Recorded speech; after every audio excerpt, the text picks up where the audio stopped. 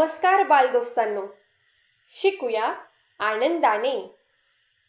आज आपण इयत्ता पहिलीच्या मराठीच्या पाठ्यपुस्तकातील कवयित्री वंदना विटनकर यांची ए आई मला पावसात जाऊ दे ही प्रसिद्ध कविता ऐकणार आहोत आणि नंतर कवितेचा अर्थ समजून घेऊन कवितेवरील प्रश्नांची चर्चाही करणार आहोत। तर मग ऐकूयात ही कविता।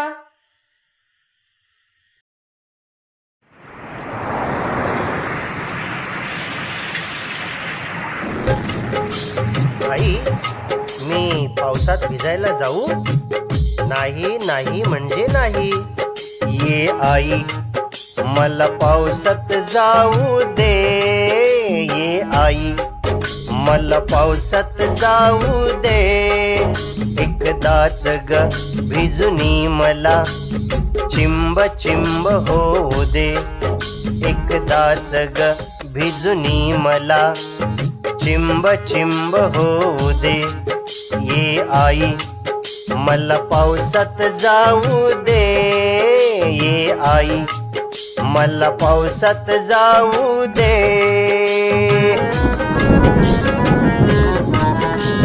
मेघ कसे बघ गडगड करीती, विजान भातून मला खुणविती। मेघ कसे बघ गडगड करीती, विजान भातून मला खुणविती। त्यांच्या संगे अंगणात मज खूप खूप नाचू दे। त्यांच्या संगे अंगणात मज खूप खूप नाचू दे। ये आई, मला पावसात जाऊ दे। ये आई, मला पावसात जाऊ दे।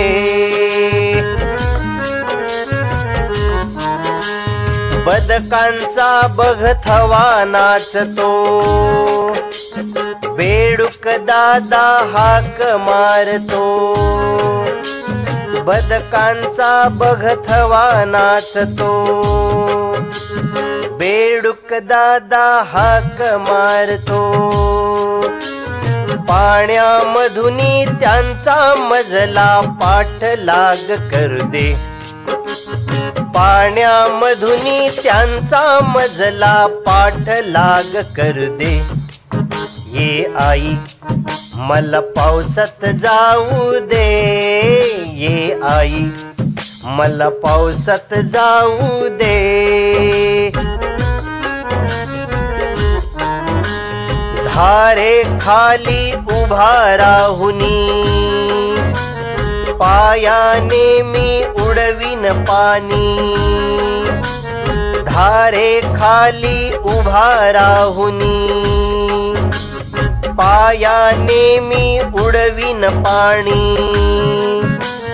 ताप खोकला शिंका सर्दी वाटेल ते होऊ दे। ताप खोकला शिंका सर्दी वाटेल ते होऊ दे। ये आई, मला पावसात जाऊ दे। ये आई, मला पावसात जाऊ दे। एकदाच ग भिजुनी मला चिंब चिंब होऊ दे। एकदाच ग भिजुनी मला चिंब चिंब होऊ दे। ये आई, मला पावसात जाऊ दे। ये आई, मला पावसात जाऊ दे। आवडली ना कविता? या कवितेत तुमच्यासारखाच एक मुलगा घराबाहेर पडणाऱ्या पावसात अंगणात जाऊन भिजण्यासाठी व खूप मजा करण्यासाठी आपल्या आईजवळ हट्ट करत आहे। पावसात जाऊन त्याला काय काय मजा करायची आहे हे आपण या कवितेतून पाहिलेच। आता या कवितेवर आधारित प्रश्नांवर आपण चर्चा करूयात।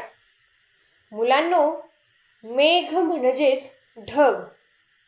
या कवितेत मेघ कसा आवाज करत आहेत मेघ गडगड आवाज करत आहेत. छान.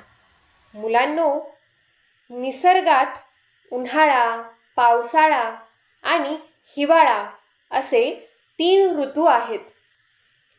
यापैकी तुमचा आवडता ऋतू कोणता? माझा आवडता ऋतू उन्हाळा. तुझा रे कोणता आवडता ऋतू? पावसाळा. खूपच सुंदर. आता मला सांग, तुला पावसाळा ऋतू का आवडतो? पाऊस पडल्यावर अंगणात खूप पाणी साठते.